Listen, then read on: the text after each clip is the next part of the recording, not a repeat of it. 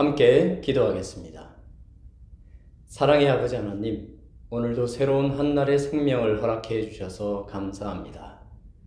주님의 말씀을 통해 하루를 살아가는 힘과 지혜를 얻기 원합니다. 성령 하나님, 겸손히 주의 지혜를 간구하오니 저희와 함께 주시옵소서. 귀하신 예수님 이름으로 기도합니다. 아멘. 6월 4일 수요일, 오늘의 주제는 온 땅의 심판자입니다. 창세기 18장 1절에서 4절의 말씀을 함께 보시겠습니다. 여호와께서 마므레의 상수리 나무들이 있는 곳에서 아브라함에게 나타나시니라. 날이 뜨거울 때에 그가 장막문에 앉아 있다가 눈을 들어본즉 사람 셋이 맞은편에 서 있는지라.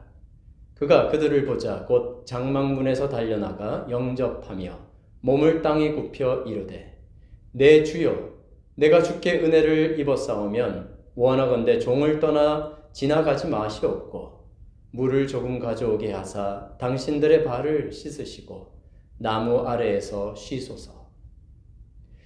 형제 사랑하기를 늘 힘쓰며 손님 대접하기를 잊지 않았던 믿음의 조상 아브라함은 부지 중에 하늘의 방문객을 맞이하게 됩니다. 두 천사와 함께 아브라함을 찾아오신 그리스도께서는 인간의 눈으로 볼 때 불가능해 보이는 약속을 하십니다. 바로 아브라함이 그의 아내 사라를 통해 이후 메시아의 조상이 될 아들을 낳을 것이라는 약속이었습니다.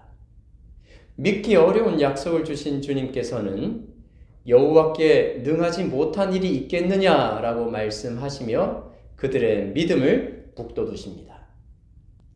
이어서 주님께서는 아브라함에게 말씀을 이어가십니다. 여호와께서 이르시되 내가 하려는 것을 아브라함에게 숨기겠느냐. 마치 아모스 선지자를 통해 하신 말씀처럼 비록 아브라함에게 설명하셔야 아무런 의무가 없으셨지만 주님께서는 그분의 종에게 당신의 동기와 계획을 숨기지 않기로 하셨습니다.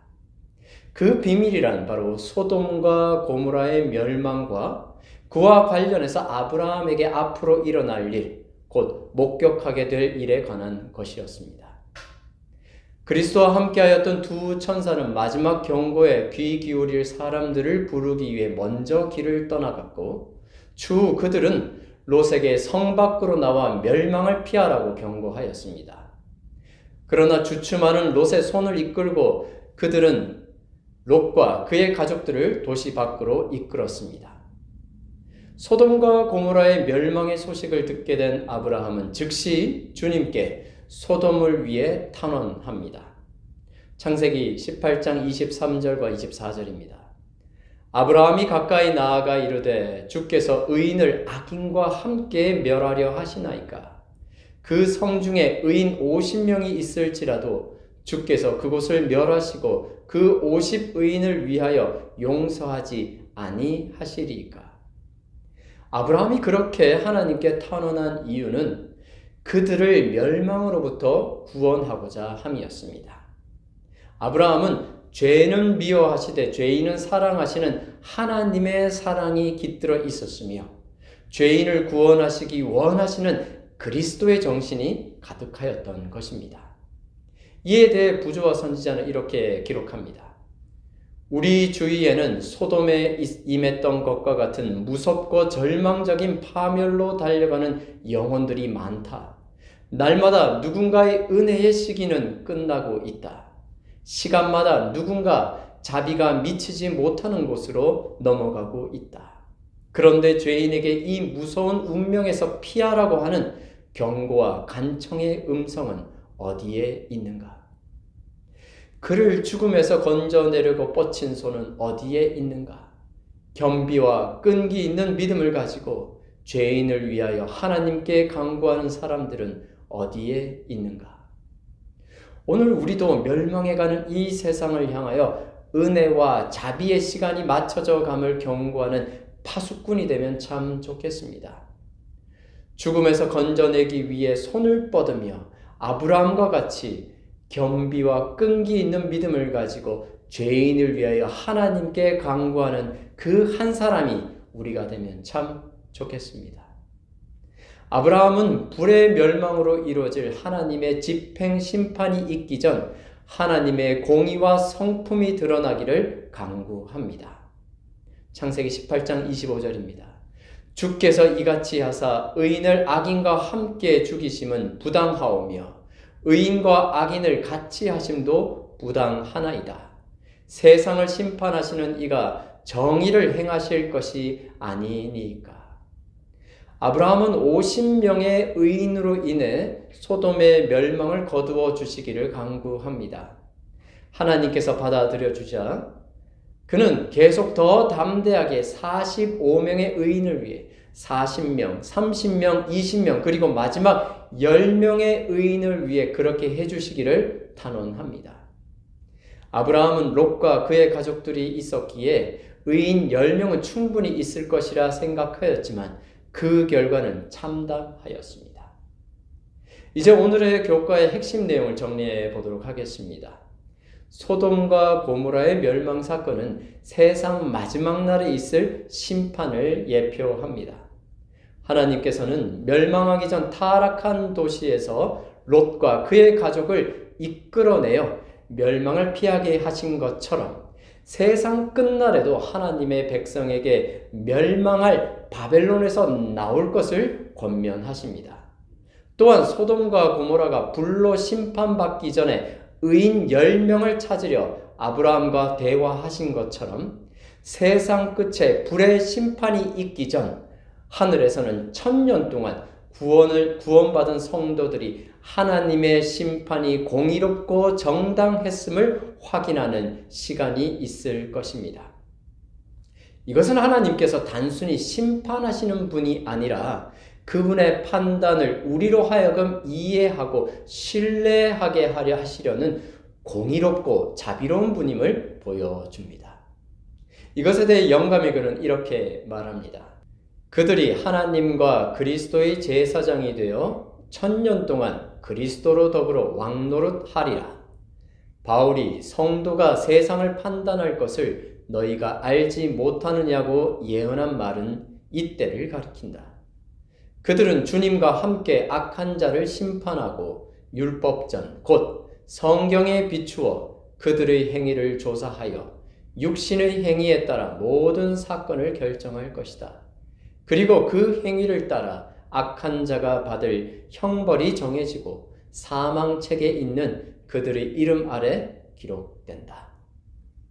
이제 오늘의 교과를 묵상하고 적용하는 질문을 보시겠습니다.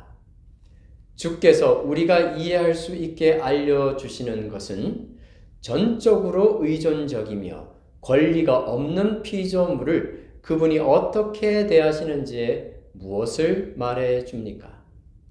하나님께서 우리를 대하시는 모습을 보면서 자신은 얼마나 다른 사람을 열린 자세와 존중하는 모습으로 대하는지 생각해 보십시오.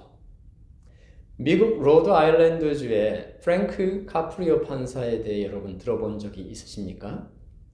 그는 법정에서 따뜻하고 인간적인 판결로 많은 이들에게 감동을 주어 많은 사람들에게 알려져 있습니다. 그는 단순한 범칙금 재판에서도 피고인의 사정을 하나하나 귀 기울여 듣습니다.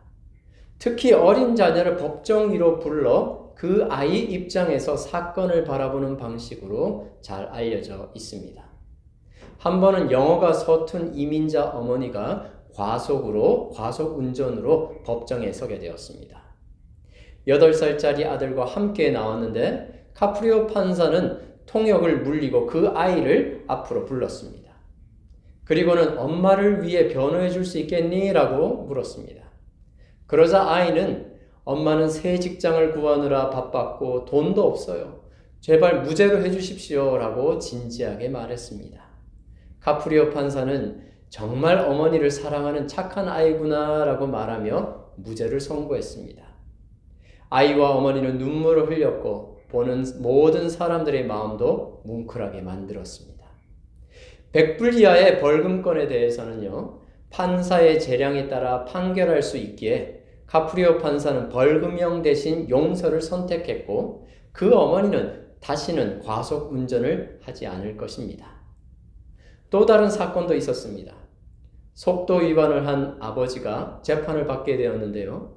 이번에도 그 아들의 의견을 듣기 위해 그 판사는 아이를 법정으로 불렀습니다. 그리고 어린 아들에게 아버지가 유죄일까 무죄일까? 라고 물었습니다. 그랬더니 그 아이는 망설이지 않고 유죄입니다 라고 대답했습니다. 재판장은 바로 웃음바다가 되었습니다. 판사는 웃으면서 이렇게 말했습니다. 정직한 아이를 둔 훌륭한 아버지네요. 조심히 다니십시오. 그리고는 무죄를 선고했습니다. 카프리아 판사는 이렇게 말합니다. 아이들을 법정으로 부르는 것은 여전히 조심스럽습니다. 하지만 저는 재판을 아주 세심하게 하려 합니다. 그래야 부모들이 아이들 앞에서 비난받지 않을 수 있습니다. 그리고 저는 재판이 단순히 법적 판결이 아니라 사람과 사람 사이의 정의와 공감, 이해를 통해 도움을 주는 과정이라는 것을 세상에 알리고 싶습니다. 여러분, 전지전능하시면서도 우리에게 설명하고 이해하게 하시는 하나님처럼 이 판사도 상대방의 입장을 존중하며 때로는 가장 약한 자의 시선을 통해 판단하였습니다. 여러분, 1000년 동안 하늘에서 있을 심판에 대해 생각해 봅시다. 하나님께서는 전적으로 의존적이며 아무런 권리가 없는 피조물에게 그분의 심판에 참여하게 하셔서 그분의 성품을, 그분의 사랑과 공의를 보여주십니다. 그러므로 오늘 우리도 다른 사람을 대할 때 열린 자세로, 그리고 경청하려는 자세로, 그리고 존중하는 마음으로 대하여야겠습니다. 기도하겠습니다. 사랑의 아버지 하나님, 사랑받을 자격 없는 죄인들을 사랑해 주시고 주의 자녀 삼아 주시니 참 감사합니다. 온 세상을 공의롭게 통치하시며 자비를 베푸시는 하나님, 심판의 날이 이르기 전 구원의 손길을 뻗으시는 하나님의 사랑을 잊지 않게 하여 주시옵소서. 귀하신 예수님 이름으로 기도합니다. 아멘.